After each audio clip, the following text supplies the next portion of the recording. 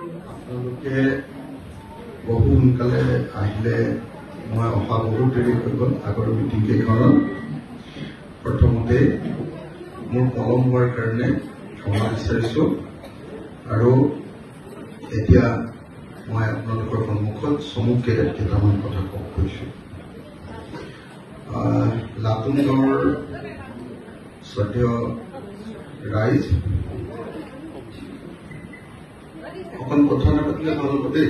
শ্ৰদ্ধেয় ৰাইজ, আমি আজি আচলতে দ্বাদশ 12 নম্বৰ দিন নহয়, আজি আমাৰ 12 নম্বৰ দিন।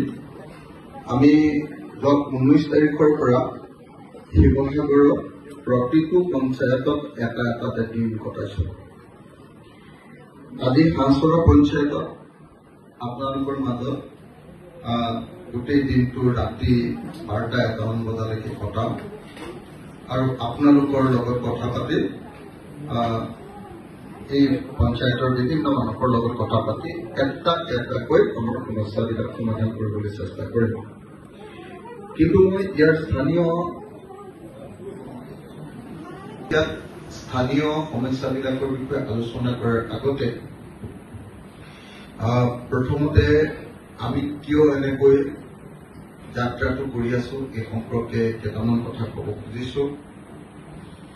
আমাৰ যাত্ৰাটোৰ প্ৰধান উদ্দেশ্য হ'ল এখন নতুন অসমৰ কাৰণে অসমৰ প্ৰত্যেকজন নাগৰিকৰ এটা ভৱিষ্যতৰ কাৰণে এনেকুৱা এটা ইনফ্ৰাষ্ট্ৰাকচাৰ বা এনেকুৱা এটা আন্তঃগাঁথনি আমি গাঁৱে গাঁৱে নগৰে নগৰে বনাব খোজো, যি আন্তঃগাঁথনি বা যি কামবিলাকৰ জৰিয়তে অসমৰ প্ৰত্যেকজন নাগৰিকে এদিন ভালকৈ খাবলৈ, পিন্ধিবলৈ, কাম কৰিবলৈ সুযোগ লাভ কৰিব পাৰিব। আজি স্বাধীনতাৰ ৭৮ বছৰ পাৰ হৈ গ'ল আমাৰ দেশখনে স্বাধীনতা পোৱা, কিন্তু এতিয়াও মই এটাই উদাহৰণ এতিয়া দি আছো যে এতিয়াও মোৰ মা আৰু দেউতাই 250 টকাৰ বৃদ্ধ পেঞ্চন এটাৰ কাৰণে চিন্তা কৰিব লাগে। মোৰ মা আৰু দেউতা বুলি কওঁতে মই সকলো মা দেউতাৰ কথা কৈছো। 250 টকাত এতিয়া এটা হৰলিক্স কিনিব নোৱাৰে। 250 টকা লাটুম গাঁৱৰ পৰা হাঁহচৰালৈ বা লাটুম গাঁৱৰ পৰা শিৱসাগৰলৈ এখন বেটেৰী ৰিক্সাত গৈ যদি পইচাটো আনিবলৈ যাওঁ তেতিয়াহ'লে পইচাটো ঘৰলৈ 1 টকাও নাহিব, ৰিক্সাতে শেষ হ'ব। মানে তাৰ পাছতো মোৰ দেউতা আৰু মোৰ মায়ে 250 টকাৰ বৃদ্ধ পেঞ্চনটো বিচাৰি হাহাকাৰ কৰিছে। তাৰ কাৰণটো হ'ল আমাৰ গাঁৱৰ মানুহ আৰু অসমৰ গাঁৱৰ মানুহ নহয়, নগৰৰ মানুহৰো আমাৰ হাতত পইচা বোলা বস্তুটো একেবাৰে কম। টকা, নগদ ধন। কেলে নগদ ধন কম? নগদ ধন কম হোৱাৰ কাৰণটো হ'ল যে টকা আহে দুটা ঠাইৰ পৰা। এটা আহে চাকৰিৰ পৰা, এটা আহে বজাৰৰ পৰা। আপুনি যদি চাকৰি কৰে তেতিয়াহ'লে মাহেকীয়া দৰমহাত আপোনাৰ পইচা আহিব, আৰু আপুনি যদি বজাৰলৈ বস্তু বিক্ৰী কৰিবলৈ লৈ যায়, বস্তু বিক্ৰী কৰিলে এটা পইচা আপোনাৰ ঘৰলৈ আহে। এতিয়া অসমত 3,40,00,000 মানুহ আছে, তাৰ মাত্ৰ 5 লাখ মানুহে চাকৰি কৰে। 3,40,00,000 মানুহৰ 5 লাখ মানুহে চাকৰি কৰে। বাকী গোটেইবিলাকৰ চাকৰি নাই। বাকীবিলাক মানুহে পইচা যদি পাবলৈ ক'ৰ পৰা পাব লাগিব? বজাৰৰ। বজাৰত বস্তু বিক্ৰী কৰিবলৈ নিব লাগিব, আৰু বজাৰলৈ বস্তু নি যদি সেইটো বিক্ৰী হয় তাৰ পৰা যিটো পইচা পাব সেইটো ঘৰলৈ আহি জমা হ'ব। কিন্তু দুৰ্ভাগ্যৰ কথা যে অসমৰ মানুহে বজাৰত বিক্ৰী কৰিবৰ কাৰণে একো বস্তুৱে ইনকাম নকৰে। বজাৰত নিবৰ কাৰণে হাতত একো পইচা নাথাকে, সেই একো বস্তুৱে নাথাকে। কেলে নাথাকে? তাৰ কাৰণটো হ'ল যে আমি ধান খেতি কৰো নিজৰ ঘৰত যেনে তেনে খাবলৈ যোৱা। কিছুমান মানুহটো আছে যে ধান খেতি কৰে নিজৰ ঘৰতো খাবলৈ নোজোৰে। এবিঘা 2 বিঘা মাটি আছে, এবিঘা বা 2 বিঘা মাটি আছে, তেওঁলোকে আনৰ ঘৰত ধান কাটে, তেওঁলোকে আনৰ ঘৰত হাল বায়, তেওঁলোকে আনৰ ঘৰৰ মাটি আধি লয়, তেওঁলোকে আনৰ ঘৰৰ মাটি বন্ধক লয়, বন্ধক। গতিকে কি হয়, তেওঁলোকৰ ঘৰত খাবলৈও ধান কেইটাই নাটে। সেইকাৰণে মই আপোনালোকক এটাই কথা ক'ব খুজিছো, সত্য ৰাইজ, আমি অসমৰ খেতিয়কসকলক এনেকুৱাকে সাজু কৰিব লাগিব যে নিজৰ ঘৰত খাবলৈ কেৱল ভাতকেইটা নহয়, বজাৰলৈ নিবলৈ শস্য যাতে উৎপাদন কৰে। ঘৰত খাবলৈতো হ'বই, আকৌ সেইটো আকৌ বজাৰলৈ নিব লাগিব, বজাৰত নি বিক্ৰী কৰিব লাগিব, সেইটোৰ পৰা পইচা আহিব লাগিব। বজাৰলৈ যদি বস্তু নিবলৈ হয়, ধৰক ধান, আপোনালোকে যদি মই ধানটোৰ কথা কলো, আনহাতে ঘৰৰ বাৰীখন আপোনালোকে চব বেচো। আমাৰ অসমীয়া মানুহৰ বাৰীখন যদি চাই, তাৰ পইচা ক'ত পাব? কাৰণ বাৰীখনত 2জোপা নেমু গছ থাকে, বাৰীখনত কোমোৰা এজোপা নিজে নিজে বগাই কোমোৰা এজোপা হয়, বাৰীখনত 3জোপা বা 2জোপা অমিতা গছ থাকে। খুব কিছুমান মানুহৰ ঘৰতে কুন্দুলি গছ এজোপা বা পটল গছ এজোপা থাকে, এজোপা দুজোপা। আৰু বাৰীখনৰ তামোল পাণ কেইটা, ঘৰত খোৱা তামোল পাণ কেইটাৰ বাহিৰে বিশেষ একো বস্তু নাথাকে। তাৰমানে বাৰীখনৰ বস্তুকেইটা বিক্ৰী কৰি আমাৰ পইচা নাহে, আৰু পথাৰৰ ধান কেইটা বিক্ৰী কৰি আমাৰ পইচা নাহে। আমাৰ পথাৰৰ ধান কেইটা বিক্ৰী কৰিও পইচা নাহে, আৰু বাৰীখনৰ বস্তু বিক্ৰী কৰিও আমাৰ পইচা নাহে। যিহেতু পইচা নাহে, গতিকে আমি অসমীয়া মানুহবিলাক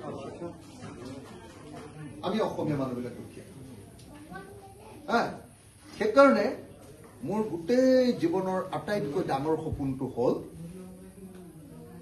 যে মই অসমৰ খেতিয়কবিলাকক আটাইতকৈ ডাঙৰ সপোন মোৰে যে অসমৰ খেতিয়কবিলাকক খেতি কৰাৰ এনেকুৱা এটা সুযোগ দিম, যি সুযোগৰ জৰিয়তে তেওঁ নিজৰ ঘৰত খাবলৈ উৎপাদিত বস্তুবিলাকৰ উপৰিও সেই বস্তুবিলাক তেওঁ বজাৰলৈ বিক্ৰী কৰিবলৈ লৈ যাব পাৰে। তেতিয়াহ'লে কি কৰিব লাগিব? যদি তেনেকুৱা কৰিবলৈ হয়, কি কৰিব লাগিব? এটা কাম কৰিব লাগিব যে তেওঁলোকক মাটি দিব লাগিব। তেওঁলোকক মাটি দিব।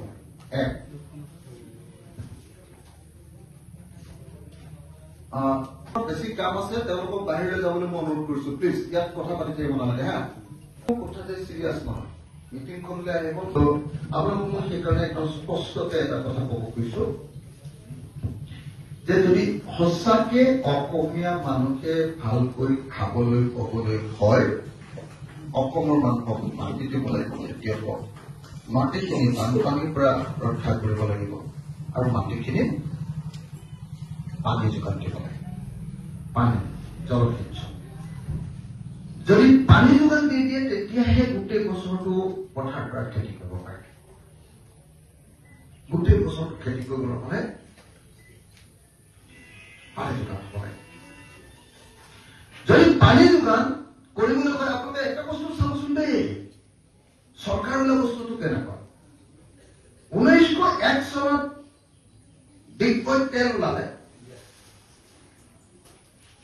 ডাঙৰ ডাঙৰ পাইপলাইন লৈ সেই তেল, খাৰুৱা তেল, গোটেই অসমখনৰ একদম থিয় পূবৰ পৰা পশ্চিমলৈকে নি পশ্চিমবংগ হৈ একদম বিহাৰৰ বাৰাউনি পোৱাইলে।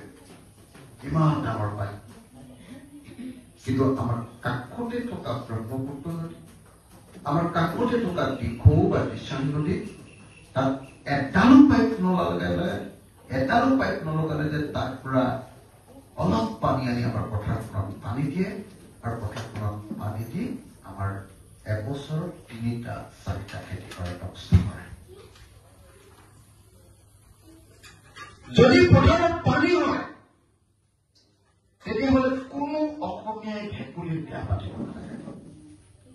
আৰু পৃথিৱীত এতিয়া বোধহয় এটাই জাতি আছে গোটেই পৃথিৱীখনত যি বৰষুণ হ'বৰ কাৰণে ভেকুলীৰ বিয়া পাতে। বোধহয় এনেকুৱা কোনো মানুহেই নাই যি ভেকুলীৰ বিয়া পাতে বৰষুণ হ'বৰ কাৰণে। আমি মানে ইমান দুখীয়া, আমি ইমান অন্ধবিশ্বাসী, আমি ইমান পিছপৰা মানুহ হৈ আছো যে ভেকুলীৰ বিয়া পাতিলে বৰষুণ হয় বুলি এতিয়াও আমি বিশ্বাস কৰোঁ। এতিয়াও আমি বিশ্বাস কৰোঁ যে ভেকুলীৰ বিয়া পাতিলে বৰষুণ হয়। কিমান অসহায় হলে এটা জাতিয়ে বৰষুণ পাবৰ কাৰণে পথাৰত এটা পাইপ নলগাই, পথাৰত এটা ড্ৰেইন নাখান্দি, পথাৰলৈ বিলৰ পানী নদীৰ পানী নানি ভেকুলীৰ বিয়া পাতে। আমি তেনেকুৱা অৱস্থা আছো। সেইকাৰণে মই এই অসমীয়া জাতিটোৰ কাৰণে এটাই সপোন দেখি থাকো যে আহক আমি চবৰ পথাৰত অকণ পানী দিওঁ। পানী দি এডৰা পথাৰত বছৰত 3-4বাৰ খেতি কৰো। তেতিয়া 3বাৰ যদি খেতি কৰে, 10 বিঘা যদি মাটি আছে, 10 × 3 30 বিঘা মাটি নিজে নিজে হৈ যাব 10 বিঘা মাটি। আৰু 30 বিঘা যদি মাটি হৈ যায়, মোৰ দেউতাই সেই দিনটোৰ পৰা কোনো দিন আৰু 250 টকাৰ বৃদ্ধ পেঞ্চন বিচাৰে। আৰু মোৰ নবৌয়েও সেই দিনটোৰ পৰা 1250 টকাৰ অৰুণোদয় পাবৰ কাৰণে হাহাকাৰ নকৰে। আৰু মোৰ কোনো পেহীয়ে হিমন্ত বিশ্ব শৰ্মাৰ মিটিঙলৈ গৈ 10বাৰ মিটিঙলৈ গৈ 10,000 টকা পাব বুলি মিটিঙলৈ গৈ মিটিঙতে গৈ নিজৰ সন্তান প্ৰসৱ কৰিবলগীয়া নহয়। মই তেনেকুৱা এখন অসম বিচাৰি কৰি ফুৰিছো, যিখন অসমত চৰকাৰে নদীৰ পৰা পানী দিব, তলৰ পৰা পানী দিব, বিলৰ পৰা পানী দিব, আৰু আমি সকলোৱে খেতি কৰিম। খেতি কৰিবৰ কাৰণে যদি সঁচাকে যদি সুযোগ পাওঁ, মই যদি কোনোবা দিন চৰকাৰ দিয়া হয়, চৰকাৰ যদি এইবাৰ আগতে যোৱাবাৰ অকল এটা MLA আছিলো, গতিকে মই বিৰোধী। এইবাৰ যদি আমি 15টা বা 20টা যদি জিকাব পাৰো 26ত, তেতিয়াহ'লে আমাক নোলোৱাকে কোনেও চৰকাৰ কৰিব নোৱাৰে। যদি চৰকাৰৰ অংশীদাৰ হওঁ, মোৰ 2-3টা কথাই মোৰ থাকে। বেলেগ মই মন্ত্ৰী কোৱা, কিবা কোৱা, পইচা কথা এইটোৰ কাৰণে নহয়। 3টা কথা। 1, সেই চৰকাৰখনে সকলোৰে পথাৰত পানী দিব লাগে। নাম্বাৰ 2, যদি নিদিয়ে সেই চৰকাৰক মই থাকিবলগীয়া নিদিওঁ। নালাগে, ভাঙি দিয়ে, এই চৰকাৰ কোনো কাম নাই। যি দুখীয়া মানুহৰ পথাৰত অকণ পানী দি মানুহজনক অলপ ইনকাম বঢ়াই দিব নোৱাৰে। 78 বছৰৰ পৰা কেতিয়াবা কংগ্ৰেছ আহিলে নকৰিলে, জনতা আহিলে নকৰিলে, ADP আহিলে নকৰিলে, ADPৰ লগত CPM থাকিলে নকৰিলে, এইবাৰ BJP আহিলে নকৰিলে। আৰু কাৰণে আচল কামকেইটা একদম নকৰিলে। সেইকাৰণে মোৰ জীৱনৰ সপোনটো হ'ল অসমীয়া জাতিক মই বছৰৰ সকলো সময়তে খেতি কৰাৰ জাতিত পৰিণত কৰে। মোৰ জীৱনৰ সপোনটো হ'ল অসমীয়া জাতিক মই আনৰ ওপৰত হাত পাতি চলা জাতিত নকৰি 250 টকাৰ অৰুণোদয় আঁচনি বা কেৱল 5 কেজি চাউলৰ ওপৰত, চৰকাৰী চাউলৰ ওপৰত নিৰ্ভৰ নকৰি নিজেই নিজৰ বস্তু উৎপাদন কৰা জাতিত, যাক ইংৰাজীত প্ৰফেচনেল, পেছাদাৰী, সকলো কামতে পেছাদাৰী ৰূপে গঢ়ি তোলা এটা জাতিটো গঢ়ি তুলিব খোজো। এই সপোনটো লৈ এনেকে ঘূৰি ফুৰিছো। কোনো দিন কম্প্ৰমাইজ কৰা নাই, কোনো দিন চৰকাৰৰ ওচৰত চাৰেণ্ডাৰ কৰা নাই, কোনো দিন কাৰো ওচৰত কেতিয়াও তলমূৰ কৰা নাই।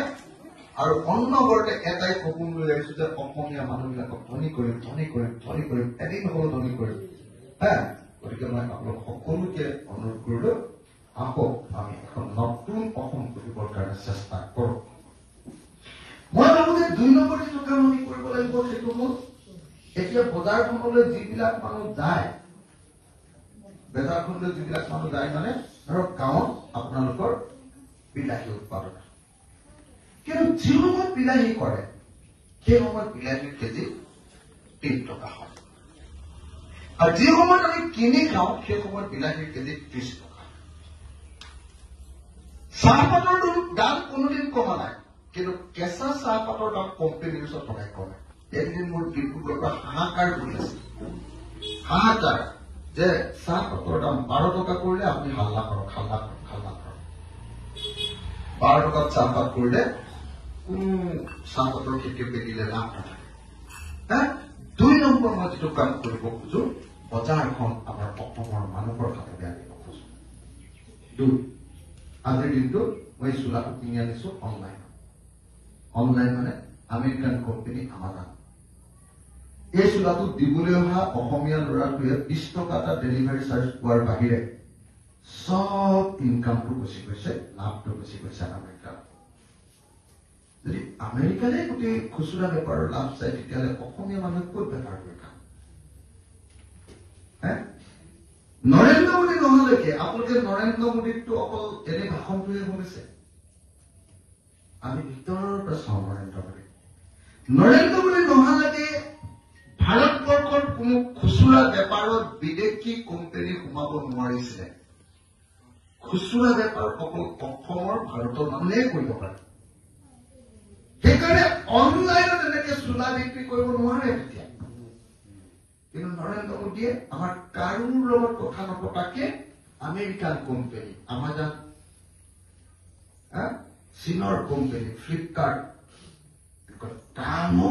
ডাঙৰ কোম্পানী বিলাকক গোটেই ৰিটেইল খুচুৰা বেপাৰ দি দিয়ে।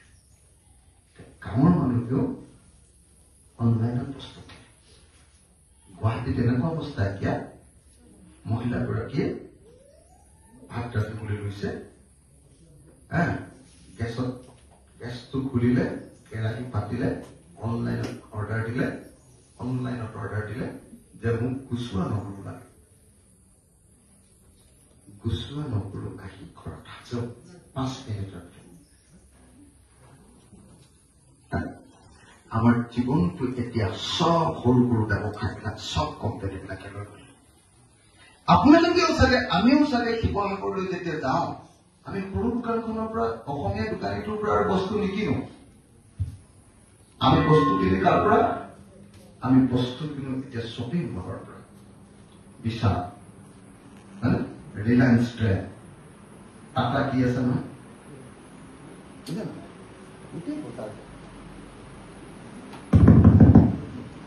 গোটেই বজাৰটো এনেকে ব্যৱসায়টো বেলেগৰ হাতত দি দিলে। বাহিৰত দেখুৱাই আছে নৰেন্দ্ৰ মোদীয়ে যে মই ভাৰতীয়, মানে আমি ৰাষ্ট্ৰীয়তাবাদী, আমাৰ নিচিনা দেশপ্ৰেমিক আৰু কোনো নাই, হয়নে নহয়? দেখুৱাই পেলাইছে যে একদম আমাৰ সমান দেশপ্ৰেমিক কোনো নাই। আমাৰ দেশৰ সব বেপাৰ বিদেশী কোম্পানীক দি দিলে।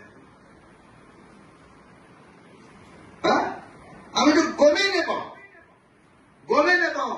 যি কংগ্ৰেছৰ বিৰুদ্ধে লাগি আমি বিজেপিক ভোট দিছিলো, কংগ্ৰেছ 2 নম্বৰী হৈ গ'ল, দুৰ্নীতি পৰায়ণ হৈ গ'ল, একদম নতুন আমাৰ চৰকাৰ আনিব লাগে, আমি চবে হাল্লা কৰি ভোট দিলো, গৈ সেইকেইটাই আমাৰ দেশখনকে বিক্ৰী কৰি দিলে।